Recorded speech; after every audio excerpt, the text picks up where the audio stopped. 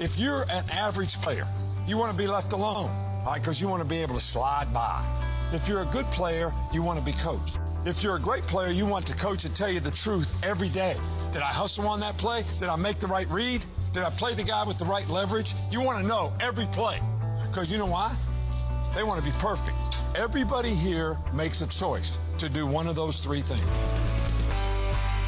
Welcome to the GOAT Consulting Podcast, a podcast dedicated to people striving to be a GOAT, the greatest of all time, serving it up in a way that you can get it in all stages of life.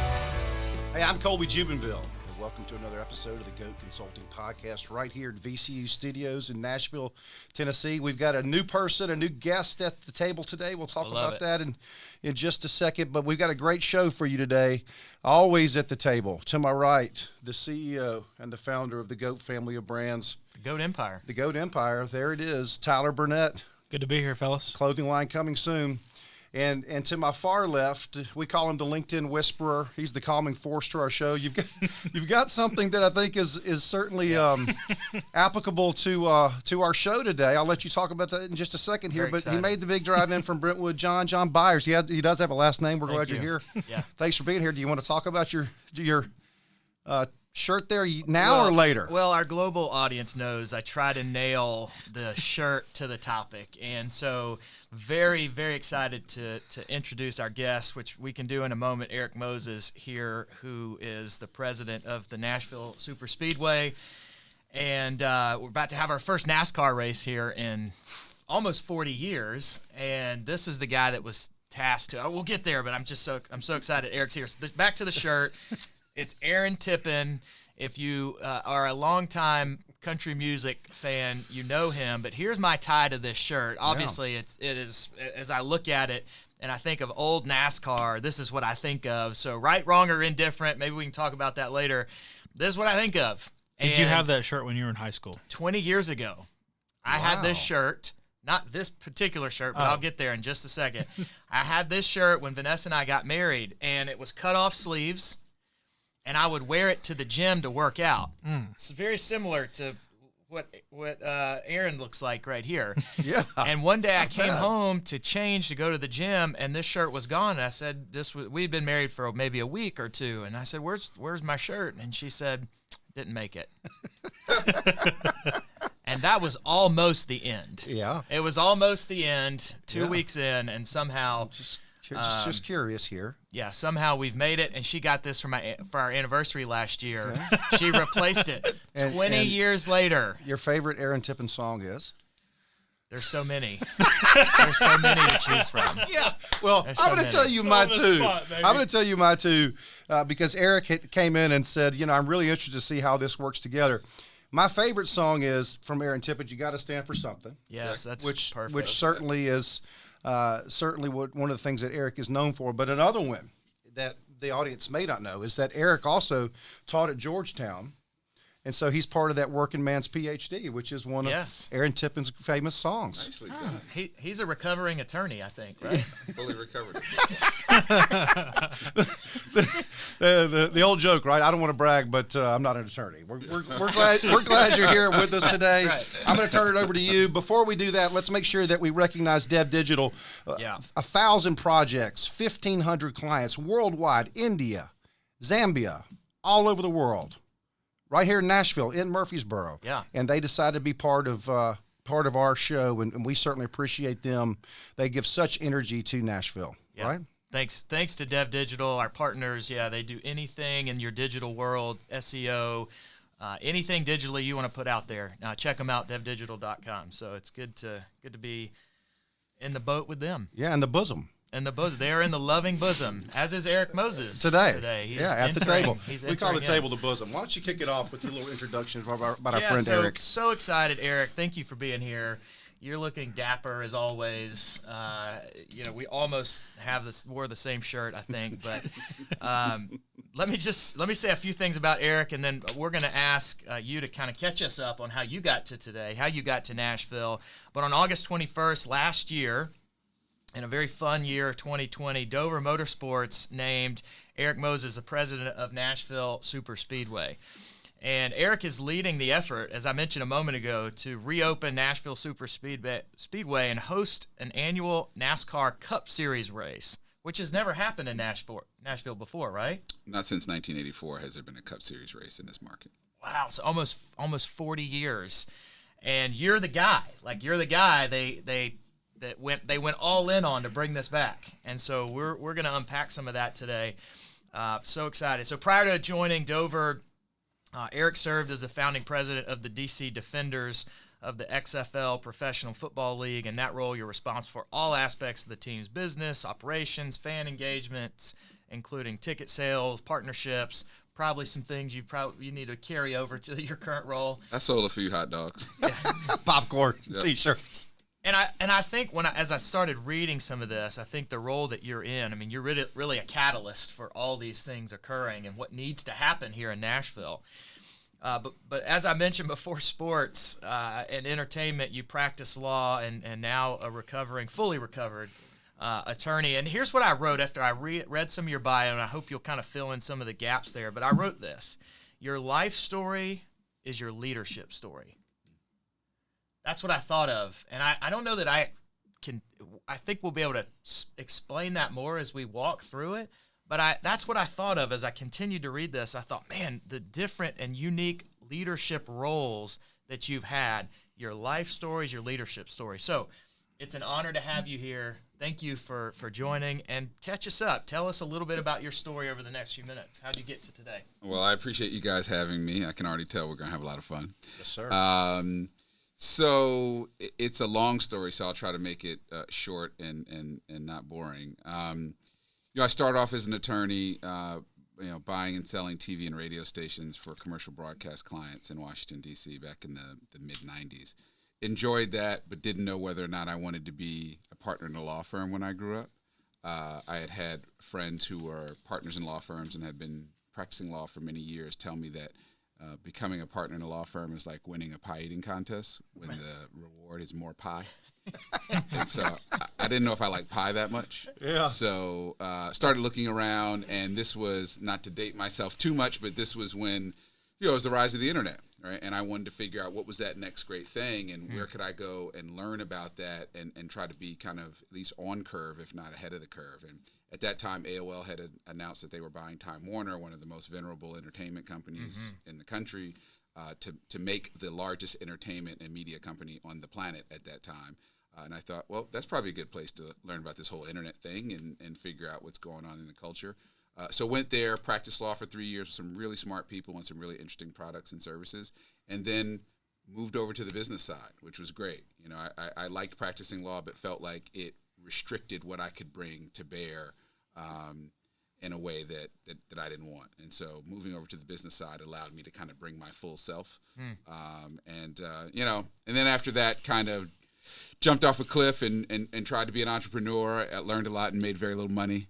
And my wife went, so that's not going to work. That's a hobby. Let's figure out how to maybe get some more money coming back in here. Right. And then went into the government's employ for a while and spent about 10 years as a sports commissioner in Washington, D.C., XFL, and then here. So that's the abridged version. So that abridged version, we got to unpack just for a moment, because what I want to know, like when you start the XFL team, the DC Defenders, and maybe that's some very similar lessons of what you're learning over the few months you've been in Nashville, almost a year, coming up on a year now. What kind of lessons have you learned along the way? I mean, maybe specifically in those two areas, but others, the more broad area, fill in that gap for us. So, I mean, the XFL was a startup. It was a startup team and a startup league. And so that was the similarity I always say to people is that then and now we're kind of building the plane while we fly it. Yeah. Right. And so you're not walking into something that is fully formed and there's a way of doing everything that you must get done.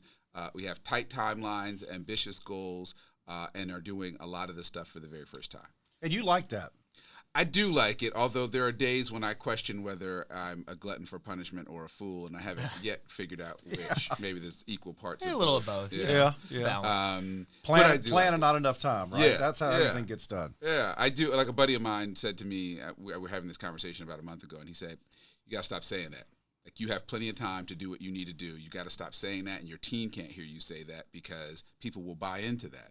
And to your point about leadership, I mean, leadership is about, in my mind, being able to be honest and candid with people that you want to follow you because they can sniff out inauthentic folks. But also being able to put forward the kind of, public face, if you will, that helps people to be more hopeful, to be more inspired and committed or what have you. And so that was a good check for him to tell me, stop doing it that way. Don't define it that way. You have plenty of time. You're going to get it done. This is no different than what you did with the XFL. You felt the same way. You were telling us the same things. Oh, my God, there's not enough time. We got all this to do. I've got the first game of the league. We're on ABC at 2 o'clock on a Saturday after the Super Bowl. This is the biggest commercial for the league that we'll have, our first game, probably our biggest audience. No pressure, right? And that went really, really well. And so I don't have any reason to believe that this won't go really, really well as well. Is part of that having this sense of urgency? Is you have a sense of urgency and you want people around you to have that same sense of urgency? I do. The challenge, I think, with that is often that people respond differently under pressure. And so, it's like the way they used to talk about Joe Montana and how when the rush was coming, his heart rate would come down so that he could see the entire playing field and make the right decision at the right time. You want people who can do that. And because I recognize everybody can't do that, I have to do that, right? I can't be stressed because, this isn't going right or this is not the way we planned it. I have to be able to say, okay, that's fine. Moving on to this thing. And everybody, let's go, come along. And so it's called heart rate variability, right? That sounds good. HRV. I like that. Yeah, it's a measure. It's a measure on the Whoop. It's a measuring tool. I'm on with a few doctors, buddies of mine's, and their HRV, one guy's 15, one guy's 30, mine's 194.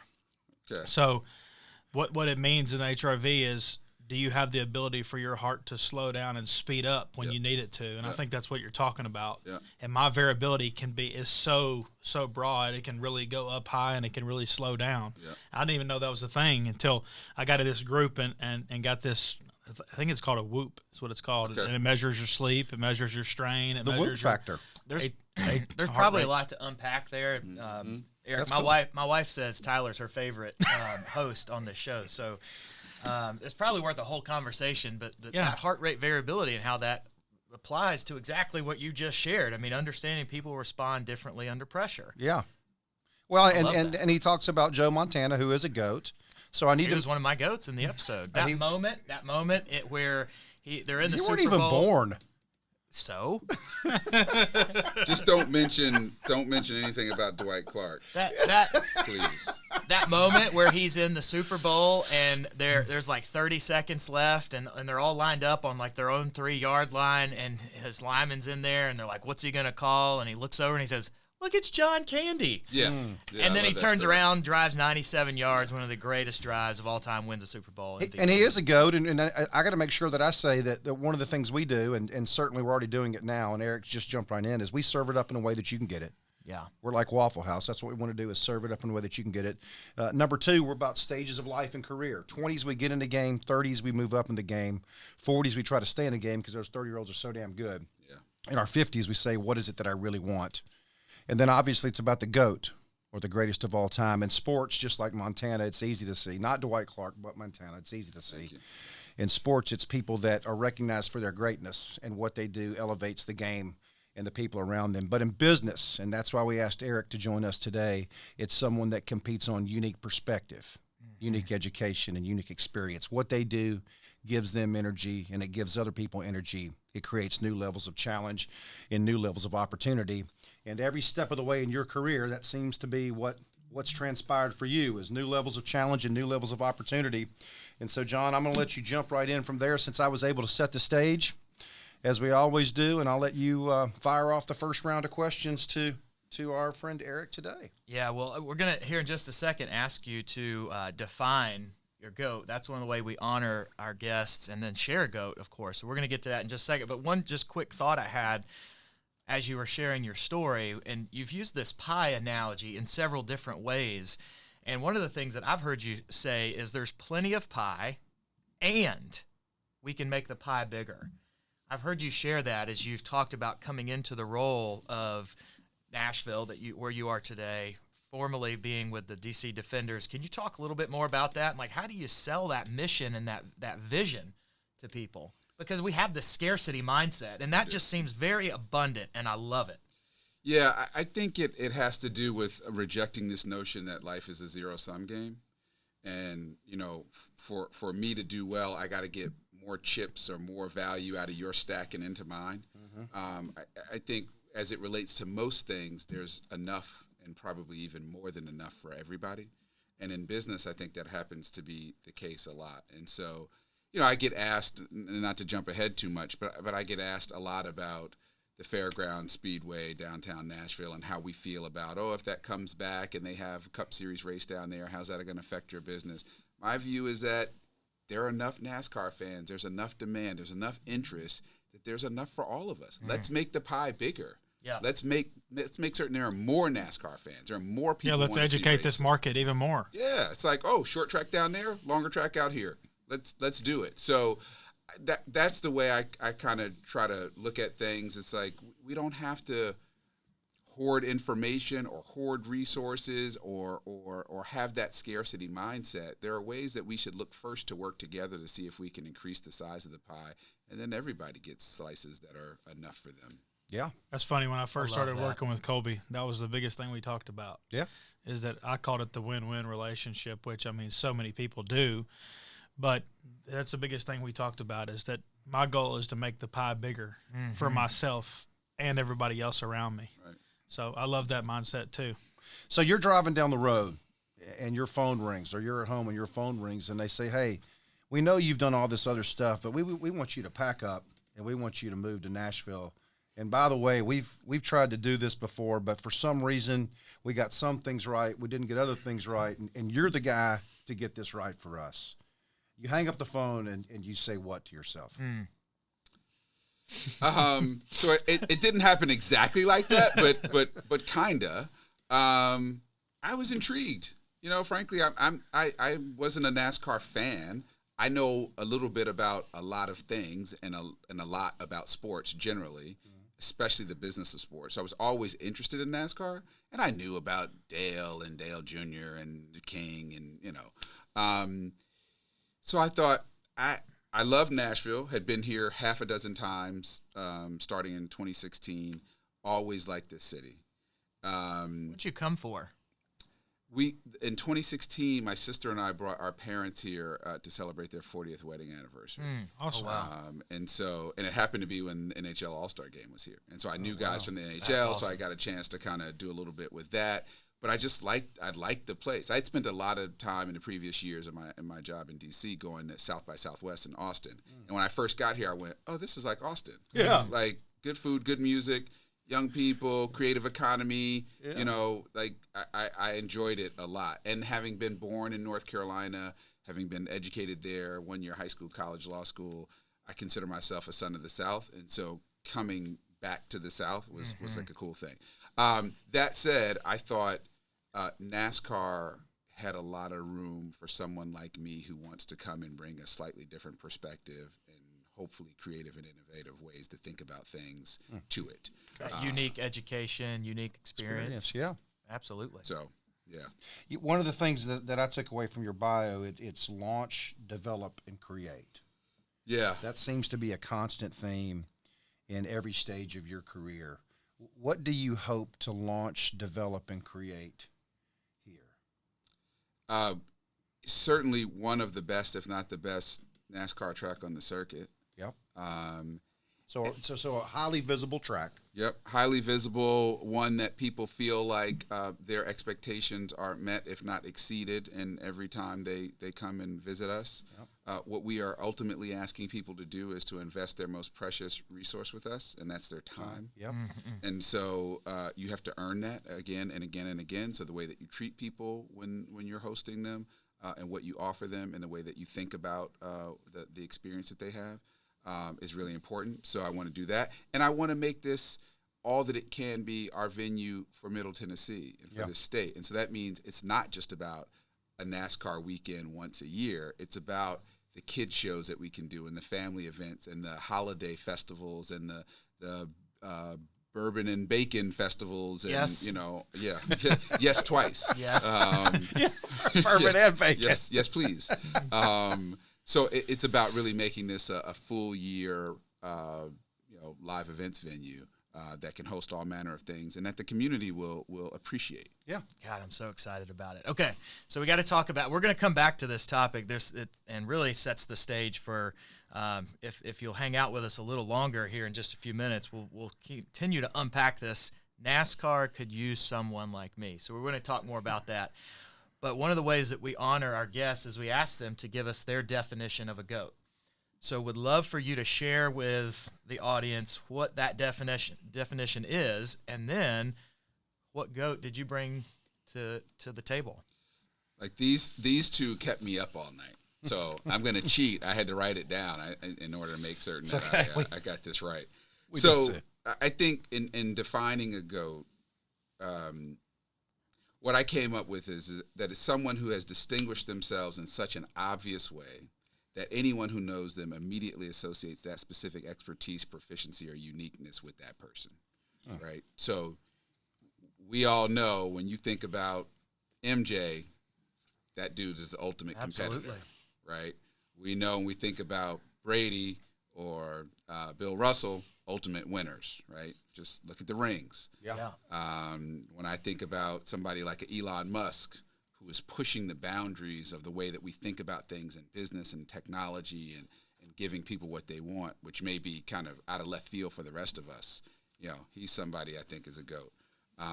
Can you say the definition again? Because I thought that was really good. So someone that has distinguished themselves in such an obvious way that anyone who knows them immediately associates that specific expertise, proficiency, or uniqueness with that person.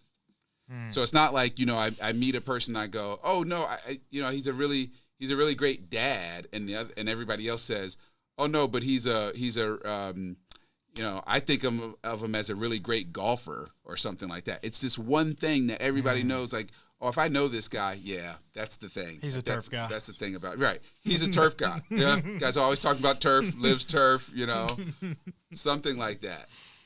Doesn't mean that that's all you are. Obviously, people are more than just one dimensional, but that thing rises to the top when anybody thinks about you. Well done. So were those your GOATs? I had so many, NASCAR, so Richard Petty. And not just because he's the king because he won, but for what he did to transform the sport and to bring it to the masses and to be that exact right ambassador for the sport at the exact right time that it needed it. That helped the sport become what it is. Dave Chappelle, just because I think he's the best to ever do it. So good. I think, and he's from DC. He's the best to ever do it. He's so smart and he's just so subversive and so he's funny. great storyteller. He's just the best. And selfishly, my mom. I think my mom is probably the most thoughtful and empathetic person I've ever known. We're approaching Mother's Day, so I think that fits right in. There you go. See? There you go. Well, I'll just say I'm not surprised that you said Petty because that was mine also, and we're just so much alike. I know you stole my shirt. Well played. But I'll rattle off a couple of their stats, and I think you're right. And really, I think his true goatness is what he did and how he changed the sport. But I will say, in addition to that, he had 7 Cup championships, which is the most of all time, or tied. Jimmy Johnson's got 7 too. Okay, so it's tied for the most of all time. 200 Cup wins, which is the most of all time. 27 wins in one season, the most of all time. 1,027 starts, the most of all time. 10 consecutive wins, the most of all time, and 7-time Daytona winner, which is also the most of all time. I mean, he's the greatest of all time of the sport. I mean, nobody has ever done it better. And I will tell you, similar to what you described, the reason that he's a GOAT for me is that when I think about growing up, and I've only met maybe 3 GOATs that I've shared about on the show of our 35 episodes. And one of those was my grandpa, John McCraney, and he was a NASCAR lover, loved it. And so growing up, when I would watch NASCAR with him, I would think of Petty. And so that's why he's the GOAT for me. Yes, for all the obvious things that we just talked about, but for what he did in our relationship and the nostalgia that I feel, And a lot of what you described, what he did for the sport, he did that for me growing up. Yeah, and you know, I have reason to believe he will be at our race. His people called me, and Oh, wow. I will admit I got a little bit giddy. I bet. about the King coming out. Everyone that I've talked to in the sport who knows him and has spent any time around him talks about how this guy, who was obviously the best person to ever do it in the sport, treats every single person the same way. You know, how he would sit around after races for hours at a time to sign every single autograph for every single person. You know, and this was when he was at the height of his powers. Yeah. Right? Like, that's a special person. And He's the GOAT. And NASCAR needed that at that time in order to become the thing that it is, or that it has become. So I am super excited about meeting him, hopefully during Father's Day weekend. Why was now the right time? Why was now the right time For me to do this?